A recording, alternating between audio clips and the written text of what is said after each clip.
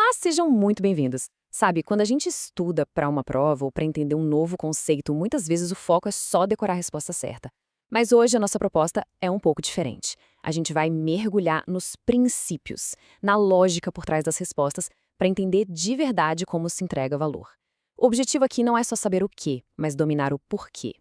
Para a gente fazer isso, nosso caminho vai ter 5 paradas. A gente começa pelo mais importante de tudo, a mentalidade do cliente. A partir daí, vamos passo a passo mapear a experiência, otimizar os serviços, entender os modelos de negócio e, por fim, fechar com o ciclo de melhoria contínua. É como montar um quebra-cabeça, cada peça no seu lugar para a gente ter a imagem completa. Então, vamos lá. Primeira parte, a mentalidade do cliente. Antes de sequer pensar em criar uma solução, a gente precisa, de fato, calçar os sapatos de quem vai usar. É sobre entender o mundo, as dores, as frustrações e, claro, as necessidades de quem está do outro lado.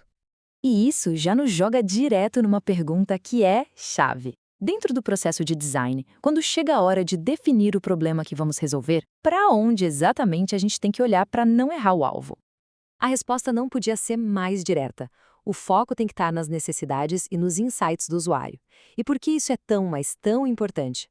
Porque, pensa bem, se o ponto de partida for a capacidade da empresa ou alguma suposição, a gente corre um risco gigante de construir uma solução incrível para um problema que não existe. Ancorar tudo na necessidade real garante que o esforço está indo para o lugar certo desde o comecinho. Ok, entender as necessidades é um passo, mas e os sentimentos? Uma jornada de serviço não é só uma sequência de etapas lógicas, né? É uma montanha-russa de emoções. Então, qual é o papel da inteligência emocional nisso tudo? É aqui que a inteligência emocional entra em campo.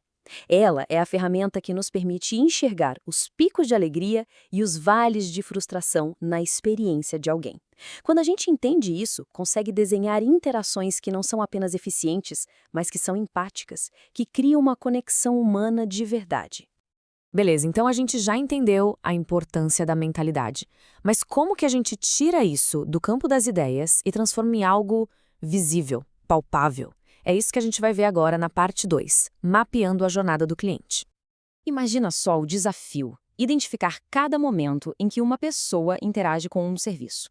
É um e-mail, é um aplicativo, uma ligação, uma visita, a lista é gigante. Qual seria a forma mais certeira de garantir que nenhum ponto importante ficou de fora? A resposta é de uma simplicidade que chega a ser genial: assumir o papel do cliente. E por que isso é tão poderoso? Porque nos força a sair da nossa perspectiva de provedor e viver o serviço como ele realmente é.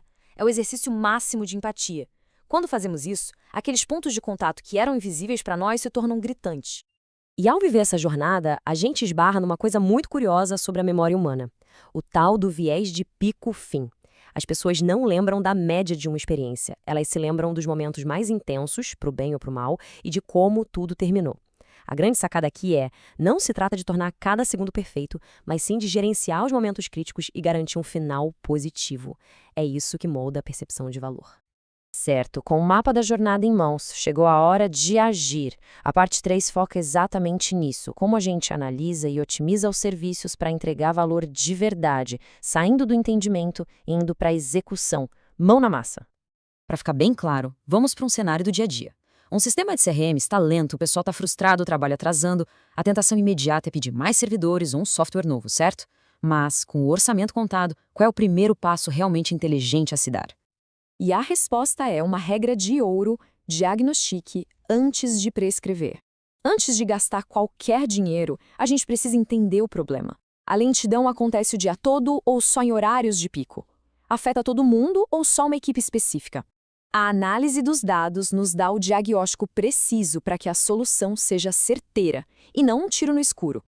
E quando tem um monte de melhorias para fazer, como decidir por onde começar? O método WSJF ajuda nisso. Ele nos força a pensar de forma objetiva, basicamente perguntando: qual o custo de adiar isso? E dividindo por quanto tempo vai levar para entregar. Isso ajuda a focar os recursos naquilo que vai trazer mais impacto mais rápido. É sobre maximizar o valor. A própria entrega do serviço pode seguir duas filosofias bem diferentes. A abordagem pull, ou puxar, é reativa. A gente espera a pessoa pedir. Pensa num suporte técnico, por exemplo.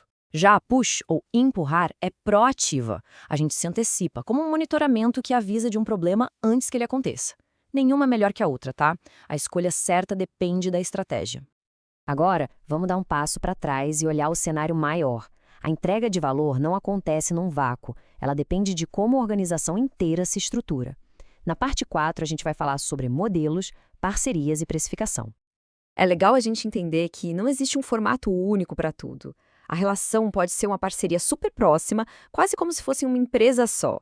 Pode ter um integrador no meio, orquestrando vários fornecedores. Ou pode ser algo mais direto, baseado num contrato, num SLA. O modelo ideal sempre vai depender do nível de integração e dos objetivos que se quer alcançar em conjunto. E agora, a pergunta de $1 milhão. Literalmente, como é que se coloca preço em um serviço? É com base no custo que se teve? Olhando a concorrência?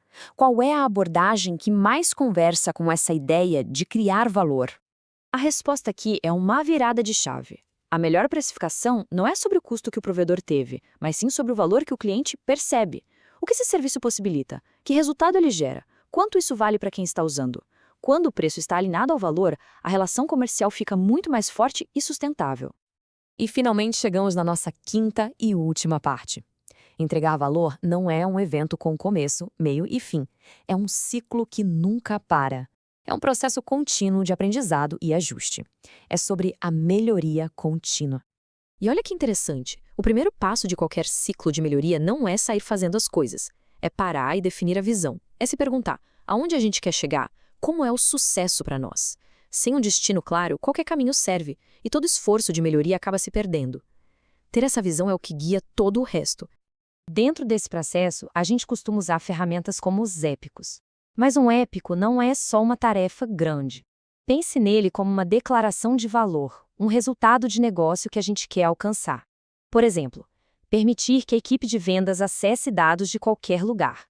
Esse objetivo maior amarra várias tarefas técnicas menores, garantindo que o trabalho do dia a dia está sempre conectado a um propósito maior. Então, no fim da nossa jornada, a gente pode resumir tudo nestes 5 princípios-chave. Comece com a empatia. Use dados para diagnosticar antes de agir. Priorize o trabalho pelo valor que ele gera. Alinhe o preço ao resultado entregue. E, finalmente, entenda que isso nunca acaba. Melhore continuamente. Esses são os pilares para construir um serviço que realmente faz a diferença. E para a gente fechar, fica uma reflexão. Olhando para esses princípios todos, qual deles parece que foi feito para o desafio que se enfrenta hoje no trabalho? Qual pequena mudança inspirada em um desses pilares já daria para começar a colocar em prática, quem sabe, amanhã mesmo, para começar a fazer a diferença? A reflexão começa agora.